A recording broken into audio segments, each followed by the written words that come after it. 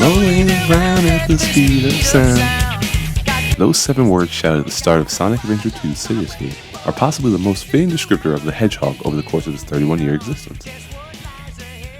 When players were introduced to Sonic in 1991, he had a few tools in his kit. He ran, he jumped, he rolled, and those who came even to be halfway decent at playing Sonic the Hedgehog realized that Sonic goes faster when he rolls. But in the years since, rolling has become secondary, tertiary, and even a situational aspect of Sonic's moveset. What once came to define him has been relegated to niche appearances or outright even made obsolete. If you've played any of Sonic Unleashed, Sonic Colors, or Generations, you'd even realize that Sonic can't even roll on the ground on command. So, what happened to rolling?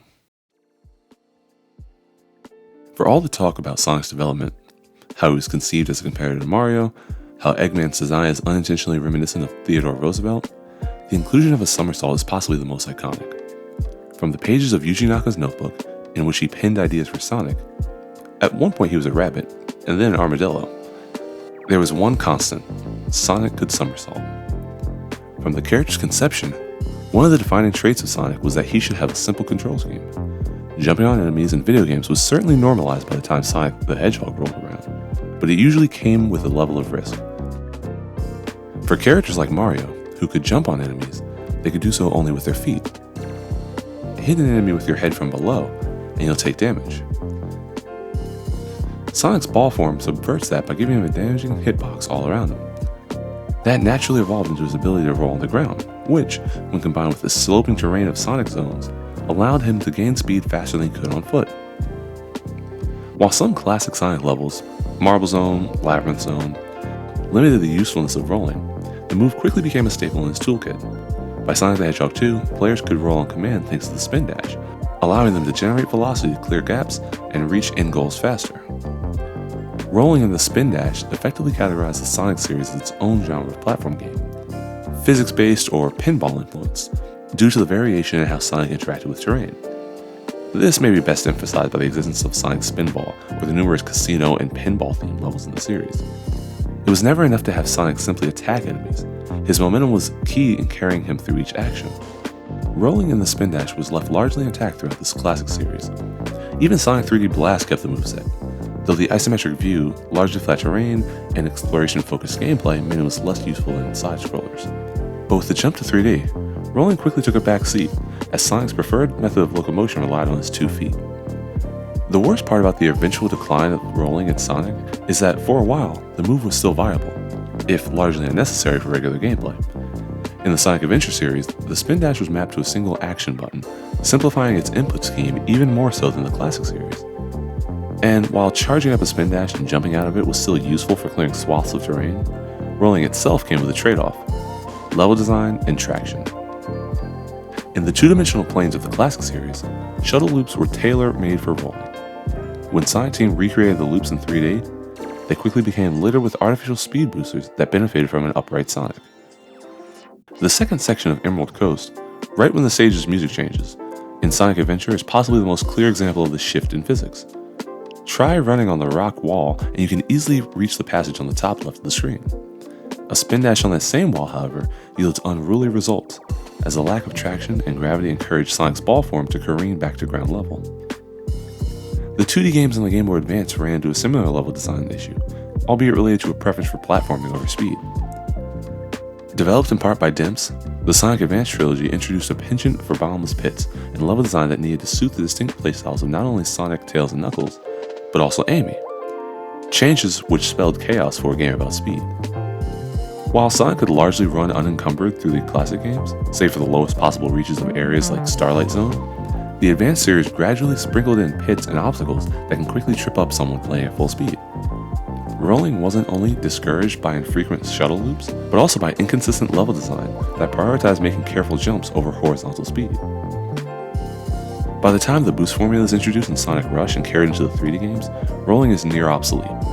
The properties of the boost felt scientifically accurate, well, as accurate as a blue fictional hedgehog can be. When Sonic ran at top speed, he'd lose much of his lateral mobility. Outside of using the quick step, a boosting Sonic preferred to travel in a straight path. Making fine turns usually required the use of another move, drifting, or slowing to a snail's pace to maneuver. Boosting also replaced the destructive ability of rolling. Instead of curling up to blast through walls and passages, Sonic's boost generated enough force to overcome most breakable objects. But where boosting never quite met the mark of rolling is in its disruption of momentum. Rather than having to gain and maintain speed, the boost gave Sonic near instant speed generation. Thus, the core concept of the series, improving at the game to reach a level of familiarity to speed through levels, was lost. The boost formula certainly wasn't a downgrade for Sonic. With appropriate level design like that of the main daytime stages in Sonic Unleashed or the mono levels in Sonic Generations, the boost-based games lived up to creating the supersonic speeds Sonic was known for. But as it related to the original ability to roll, the Boost series, and the eventual delineation between classic and modern gameplay in Sonic Generations and Sonic Forces, served to create a branching series, in which the ability to roll was relegated largely to the 2D side-scrollers.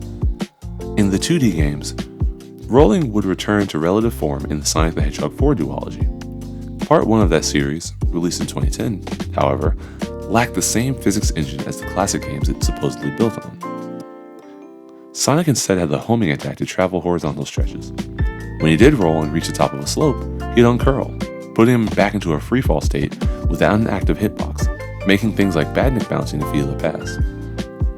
Even worse was the Lost Labyrinth Zone, which despite having numerous inclines made for rolling, had Sonic spend many of the level's slopes running atop a ball or riding in a minecart akin to Donkey Kong Country. Episode 2 did correct for some of the missed marks. Uncurling was done away with, and the introduction of Tails introduced a team attack in which he and Sonic would jointly curl into a ball and blast through enemies in destructible terrain. Despite the innovation, rolling in this case was still more situational than its more free-form appearances in the classic series. Save for Sonic Mania, and the creation of the drop dash alongside the recreated physics of the 90s games, rolling hasn't regained prominence in Sonic's control scheme. I'd argue, however, that Sonic Lost Worlds, and now Sonic Frontiers, implementation of a run button reinstates a modicum of the speed and platforming control once afforded by rolling. Sonic Lost World, which was exclusive to Nintendo's Wii U until its PC release in 2015, was bashed for wearing its Mario influences on its sleeve. The game was segmented into 6 worlds, each of which followed classic tropes: grassy, tropical, icy, lava, jungle, and desert. And while the Sonic series had covered plenty of ground in zones sharing these themes, grouping them each as separate areas with very little crossover between them was closer to the design philosophy of Nintendo's cap-wearing plumber. Coupled with that was the new parkour system, which required players to hold ZR to leap over ledges and to run on walls, and Sonic Lost World was largely received as a disappointment. That parkour system, however, introduced the concept of a run button to the series that affords players a level of control over their speed not seen in years. While a run button is counter to Sonic's traditional simplistic controls, its inclusion aids in making ground traversal more finely tuned. In the Boost games, if Sonic wasn't boosting, he felt stilted, as levels were designed with a pace-making technique in mind. This, however, was at odds with platforming sections, in which the boost often felt unusable, but Sonic's regular controls felt stiff and unresponsive. The run button changed that. Speeding up to a wall or navigating past an obstacle or pit could be done seamlessly while holding the run button, just as releasing that button allowed for more precise platforming. Having 2 manageable speeds that were situational but viable options for Sonic echoed the game's original philosophy. Eventually, players would get good enough that they could complete most of the game while running. More recently, Sonic Frontiers brought this idea back by incorporating the boost in a way that didn't hamper the Hedgehog's movement like previous iterations. Thanks to the open zones providing plenty of space to run, boosting is far from the on-rails affair of Sonic Generations. Instead, it allows players a better option for traversal. Sonic maintains full 360-degree control while boosting, which makes navigating platforms and grind rails a breeze. Triggering the boost is also situational. Once Sonic begins climbing, holding the right trigger only allowed him to run freely on the wall, rather than being locked into a high-speed approach. In midair, activating boost will give Sonic an extra bit of aerial speed and height. Combining these tools makes for some of the most fluid and speedy gameplay that blessed the series since the adventure titles. Gone are the days of having to memorize level layouts because Sonic runs at Mach 5 speeds. The more controllable boost means players can memorize the layouts if they want, but the control scheme allows for making steady progress simply by reacting in time to obstacles.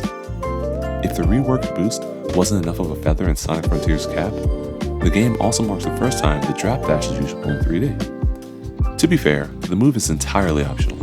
None of the levels or challenges require you to use it. but it does allow Sonic to interact with slopes as physics intended, with declines and inclines speeding up or slowing down the Hedgehog respectively. I'm a big fan of the Sonic fan game community. Some of the best hacks, Metal Sonic Rebooted, Panda Hedgehog, or Knuckles Emerald Hunt, for example, are ones that iterate on the existing formula without amending the game's physics engine. Sonic Frontiers, at least with regards to the physics and controls, feels like an iterative design the Sonic team has been chasing for the better part of the last decade. Fans laud the Adventure series for its ability to translate classic Sonic speed into a 3D design, and after attempts to prioritize speed over platforming, the Boost games, the developers seem to have finally hit on a winning formula. Rolling might not exist as it was originally intended, but the fluid gameplay that helps Sonic disrupt the platform game landscape is finally starting to reform. Thanks so much for watching. I know it's been a minute since I've done one of these, and I still think about posting on this channel from time to time, and I'm trying to get back into a more regular schedule. I do have the Sonic 3 review all wrapped up. It's less of a review and more of a mini retrospective. I don't really know, but that'll come soon enough into the new year. As always, thanks for watching, and I will see you in the next one. Have a great day.